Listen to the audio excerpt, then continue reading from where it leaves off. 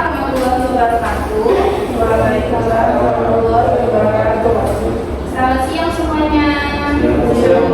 Bagaimana kabarnya siang ini? Baik, Bu. Apakah ada yang tidak masuk? Ada, Bu. Reza, ya, kenalannya apa? Oke. Sebelum kita masuki pembelajaran, alangkah baiknya kita membaca basmalah terlebih dahulu. Bismillahirrahmanirrahim. Nah, hari ini kita akan mempelajari sistem organisasi kehidupan, yaitu bagaimana tubuh makhluk hidup tersusun mulai dari sel, jaringan, organ hingga sistem organ.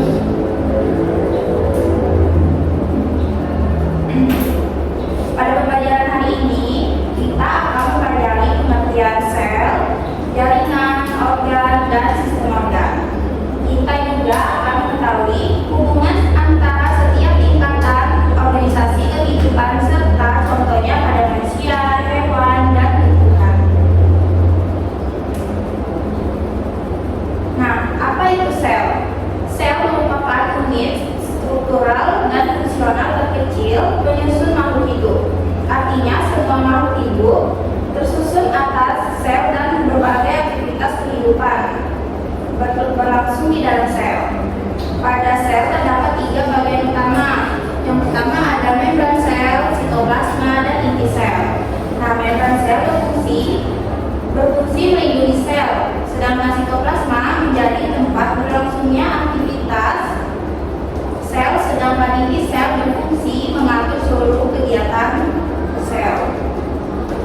Nah, apakah tubuh manusia tersusun atas satu sel saja? Benar, tubuh manusia tersusun atas triliunan sel yang bekerja sama.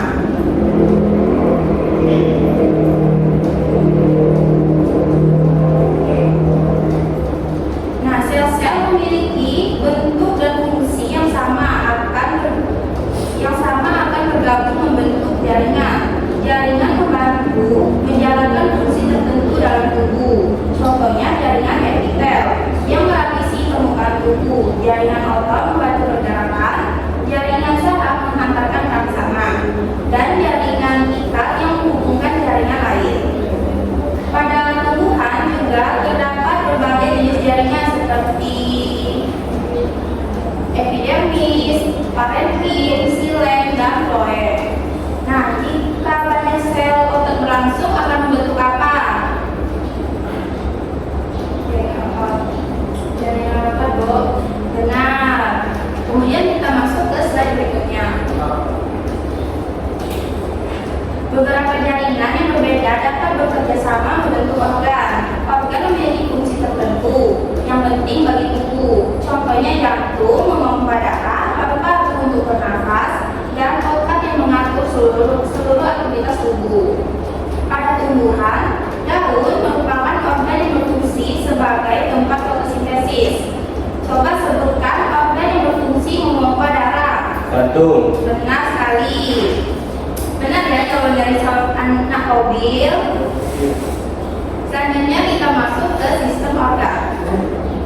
Beberapa organ yang bekerja sama akan membentuk sistem organ. Sistem organ membantu tubuh menjalankan fungsi kehidupan dengan baik. Contohnya sistem pencernaan, sistem pernapasan, sistem peredaran darah, dan sistem saraf. Setiap organ dan sistem organ memiliki tugas masing-masing, tetapi semuanya bekerja sama untuk mencapai tujuan yang sama. Kemudian masuk ke organisme. Gabungan berbagai sistem organ akan membentuk organisme. Organisme adalah makhluk hidup yang utuh dan mampu melakukan seluruh aktivitas kehidupan. Manusia, hewan, dan tumbuhan merupakan contoh organisme. Pernahkah kalian berpikir bahwa tubuh kita sebenarnya tersusun dari banyak sistem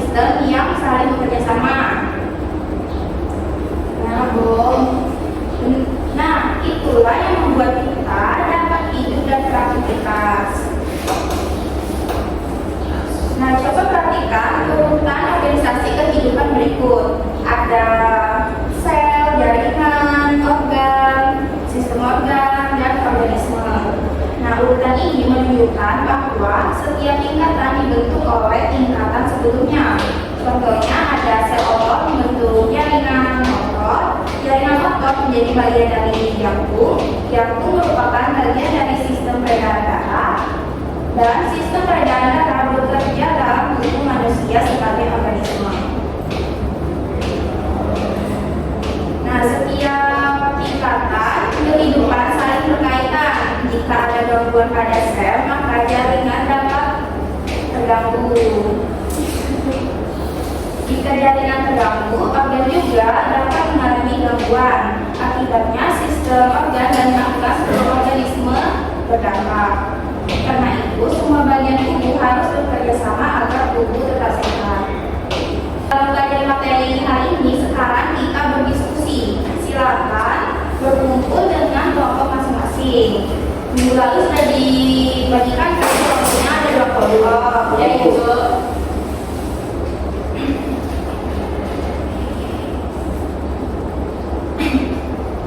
kalian cari apa yang akan terjadi jika salah satu sistem organ tidak berfungsi dengan baik.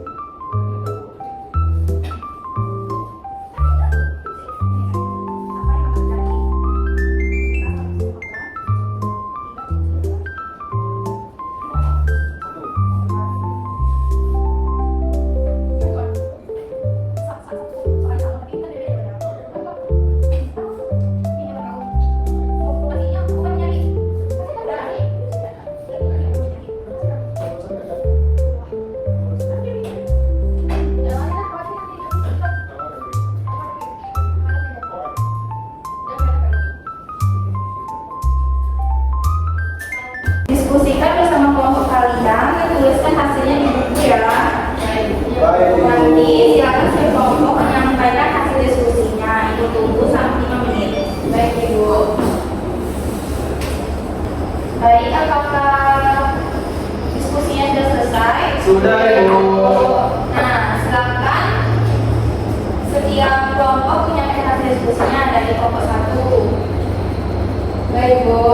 Yang pertama, apa yang akan terjadi jika salah satu sistem organ tidak berfungsi dengan baik?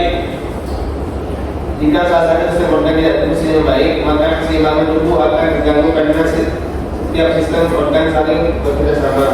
Akibatnya, fungsi tubuh tertentu menjadi tidak optimal dan dapat mengalami sistem organ lainnya. Baik, langsung ke kelompok 2 hasil diskusinya. Jadi kalau menurut kami, jika salah satu organ tidak berfungsi yang baik, ini akan memicu efek domino pada sistem tubuh lainnya. Mengingat organ saling bergantung, kerusakan pada satu bagian dapat menyebabkan penurunan fungsi menyeluruh, menumpukan racun, gagal organ atau organ payluler. Skip saja sih Bu. Nah, jawaban dari kelompok 1 dan kelompok 2 sudah sangat tepat. Dari awal satu kelompok 1 dan kelompok 2. Nah, hari ini kita telah mempelajari bahwa sel merupakan unit terkecil penyusun makhluk hidup. Kumpulan sel membentuk jaringan, kumpulan jaringan membentuk organ, kumpulan organ membentuk sistem organ, dan kumpulan sistem organ membentuk organisme. Ingat urutannya: sel, jaringan, organ, sistem organ, dan organisme. Nah, apakah ada materi yang masih belum dipahami? Tidak paham. Nah, jika tidak ada, terima kasih atas perhatian dan partisipasi kalian hari ini. Nah, sebelum menutup pembelajaran hari ini, alangkah baiknya kita membantu